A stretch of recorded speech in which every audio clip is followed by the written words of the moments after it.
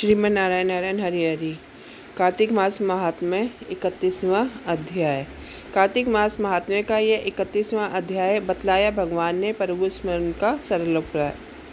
भगवान श्री कृष्ण ने कहा, पूर्व काल में अवंतीपुरी उज्जैन में धनेश्वर नाम एक ब्राह्मण रहता था। वह रस, चमड़ा और कंबल आदि का व्यापार करता था। वह वैश्यगामी और मतवान आदि बुरे कर्मों में लिप्त रहता था। चूँकि वह दिन रात पाप में रहता था, इसलिए वह व्यापार करने नगर नगर घूमता था। एक दिन वह क्रय विक्रय के कार्य से घूमता हुआ महिषमतीपुरी में जा पहुंचा तो राजा महेश ने बसाई थी।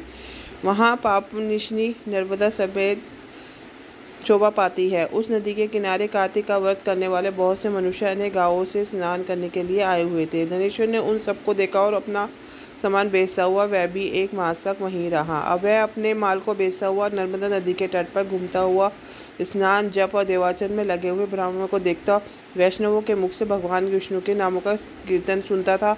वह वहां रहकर उनको स्पर्श करता रहा, उनसे बातचीत करता रहा। वह कार्तिक के व्रत की उद्यापन विधि तथा जागरण भी देखता रहा। उसने पूर्णिमा के व्रत को भी देखा कि व्रती ब्राह्मणों तथा गौओं को भोजन करा रहे हैं, उनको दक्षिणा आदि भी दे रहे हैं। उनसे नित्य प्रति भगवान शंकर की प्रसन्नता के लिए होती दीपमाला भी देखी।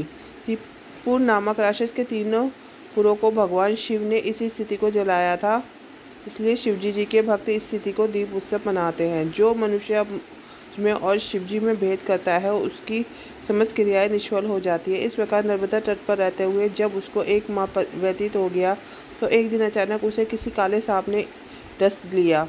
उससे विहल होकर भूमि पर गिर पड़ा। उसकी यह दशा देखकर वहाँ के दयालु भक्तों ने उसे चारों ओर से घेर लिया। उसके मुंह पर तुलसी दल मिश्रित जल के छींटे देने लगे। जब उसके प्राण निकल गए तब यमदूतों ने आकर उसे बांध लिया और कोड़े बरसाते हुए उसे यमपुरी ले गए। उसे देखकर चित्रगुप्त ने यमराज से कहा, इसने बाल्यावस्था से लेकर आज तक केवल बुरे कार्य ही किए। इसके जीवन में तो पुण्य का लेश मात्र भी दृष्टिगोचर नहीं होता। यदि मैं पूरे 1 वर्ष तक भी आपको सुनाता रहूं तो भी इसके पापों की सूची समाप्त नहीं होगी।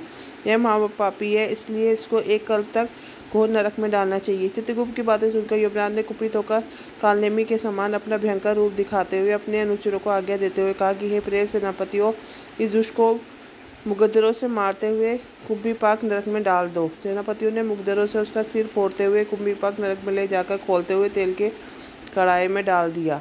प्रेत सेनापतियों ने उसे जैसे ही तेल की कढ़ाई में डाला, वैसे ही वहाँ का कुंड शीतल हो गया। ठीक उसी प्रकार जिस प्रकार पूर्व काल में प्रहलाद जी को डालने से दैत्यों की जलाई हुई आग ठंडी हो गई थी। यह विचित्र घटना देखकर प्रेत सेनापति यमराज के पास गए और ये सारा वृत्तांत कहा। सारी बातें सुनकर यमराज भी आश्चर्यचकित हो गए। इस विषय में पूछताछ करने लगे कि उसी समय नारद जी वहाँ आए और यमराज से कहने लगे, सूर्य नंदन, यह ब्राह्मण नरकों का उपभोग करने वाले योग्य नहीं है। जो मनुष्य पुण्य कर्म करने वालों के लोगों का दर्शन, स्पर्श और उनके साथ वार्तालाप करता है, वह उनके पुण्य का 6वां अंश प्राप्त कर लेता है।